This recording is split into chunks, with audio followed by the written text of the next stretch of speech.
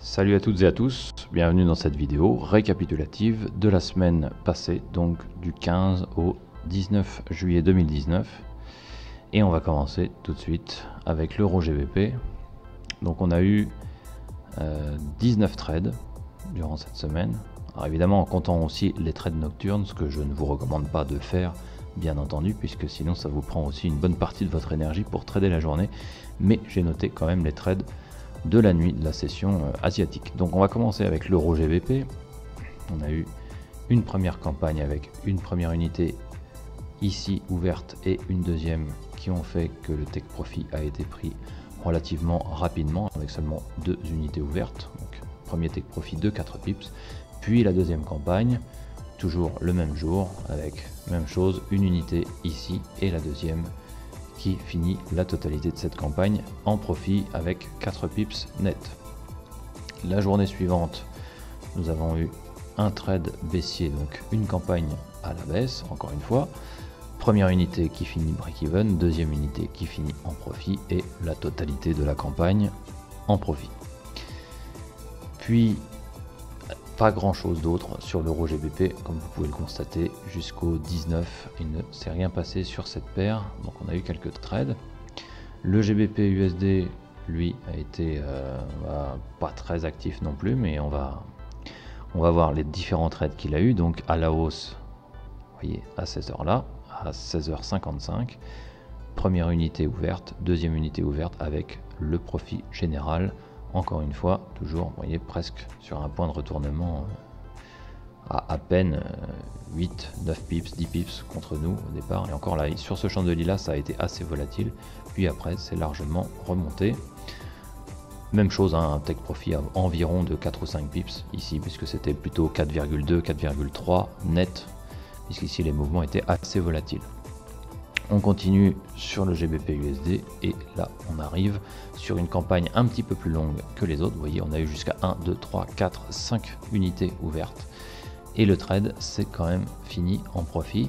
Alors ici nous n'avons pas clôturé la totalité de la campagne à break-even puisqu'il y avait un contexte particulier et les volumes étaient particulièrement baissiers, donc on a été vraiment dans une phase d'accumulation de trades à la baisse qui ont fini par se retourner ici et finir la campagne en profit, donc en léger profit, puisque là ici on a atteint à peine que 2,5 pips de profit net sur la totalité des positions, mais c'est quand même un profit certes petit mais qui clôture cette campagne en profit. Vous voyez, on a eu la première unité ici qui a été en perte de 10 pips, la deuxième ici et les deux autres qui sont à 9 puis environ 10-11 pips, plus cette unité là qui était légèrement en profit, qui a fait la totalité profitable.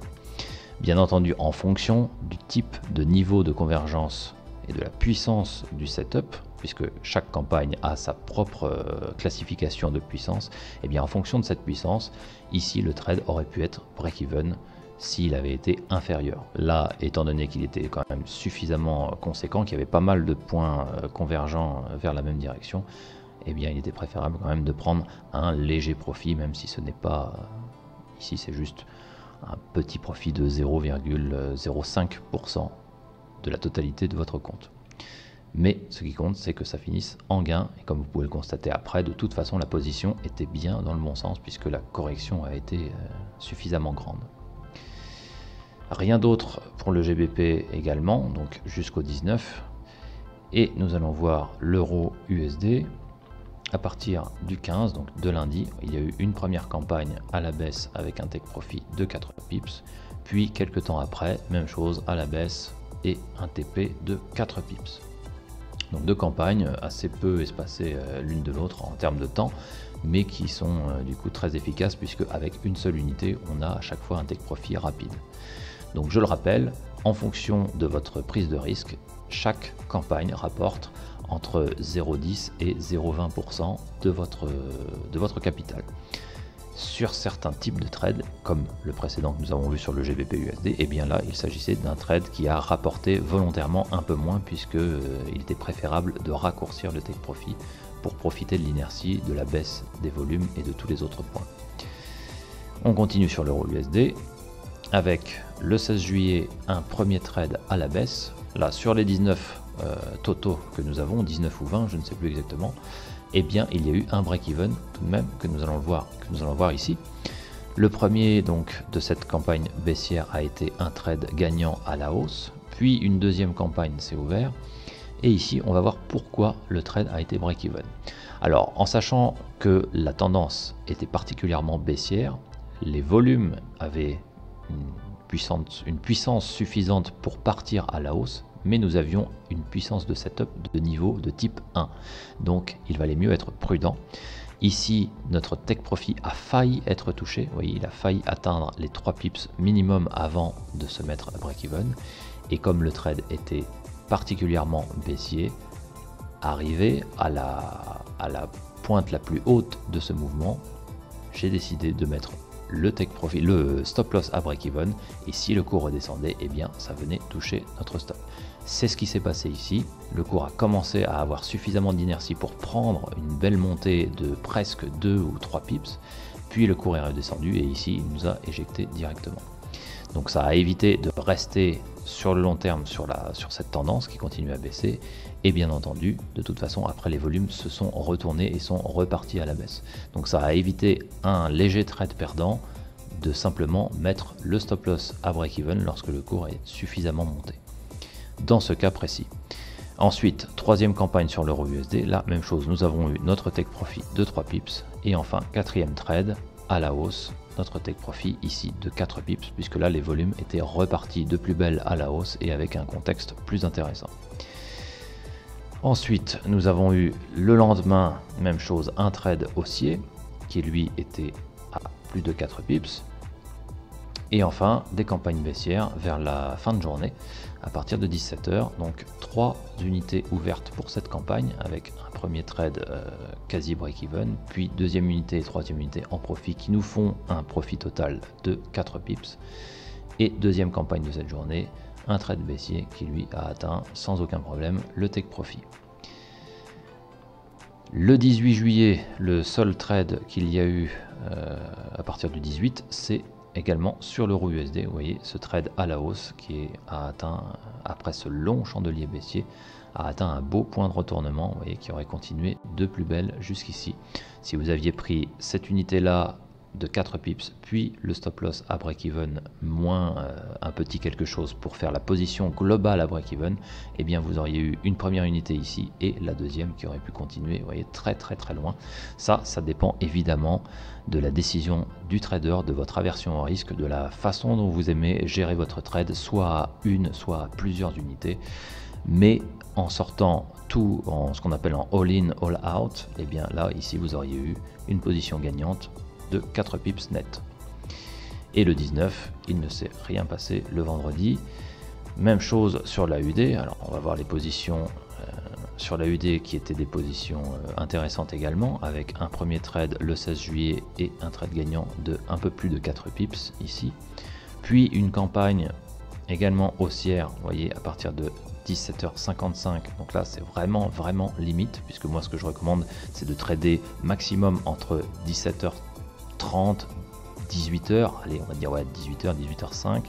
Ici c'était tout juste, donc vous pouviez rentrer ici pile à 18 h et prendre un take profit assez rapide, voir si le trade traîne un petit peu en longueur, et bien à ce moment là coupez votre position à break-even si le trade ne donne rien. Ici il a fini assez rapidement en profit, vous voyez la première unité légèrement en profit et la deuxième qui fait la totalité des 4 pips et qui donc clôture cette campagne bien en profit net.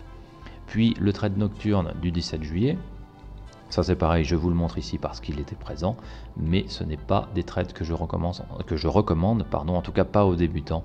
Il faut vraiment savoir ce que vous faites quand vous décidez de trader la nuit, et surtout pour une paire comme la UD, puisque la UD a quand même des velléités à bouger la nuit.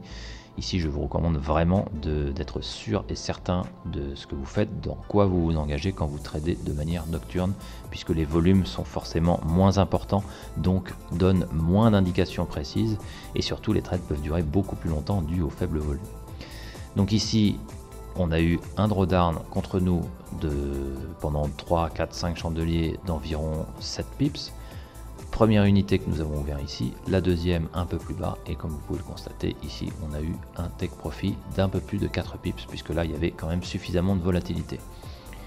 Puis les jours d'après, le 18 et le 19, il ne s'est rien passé d'autre, c'est le seul trade nocturne qu'il y avait sur la UD.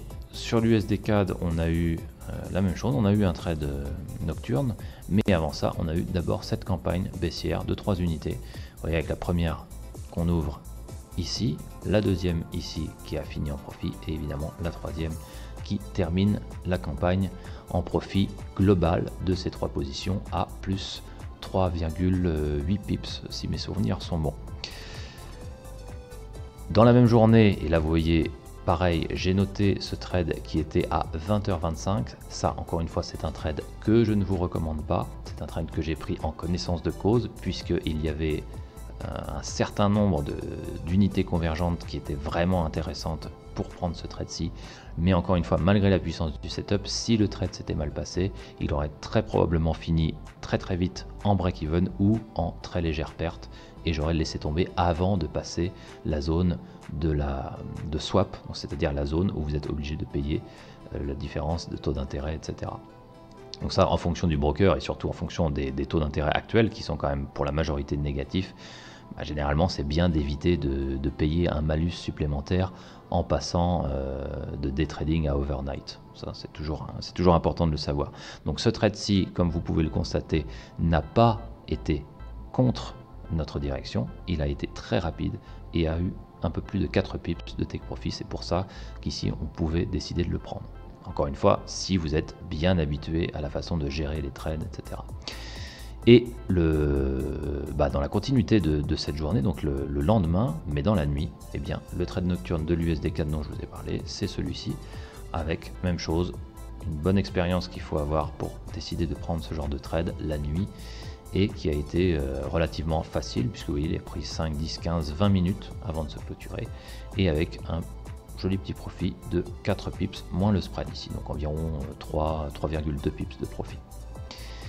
Et c'est tout pour l'USD CAD, puisqu'il n'a rien eu également le 18 et le 19 juillet 2019. Donc voilà, c'est tout pour cette vidéo résumée. Encore une fois, on a eu une belle semaine avec un joli profit global d'environ 1,5% de profit sur la totalité de la semaine, un peu plus de 2 voire 2,2% de profit si vous aviez tradé avec un risque, disons, entre moyen et agressif. Encore une fois, si vous voulez débuter dans le Forex, je vous recommande de cliquer sur le lien qui est dans la description. Vous aurez tout le guide que j'ai créé exprès pour les débutants et pour les avancés légers, et qui vous guidera vers votre premier système de trading. Et puis si vous voulez échanger avec moi, n'hésitez pas à me contacter par mail, ça sera avec plaisir qu'on pourra discuter. Voilà, sur ce, tradez bien et je vous dis à la semaine prochaine.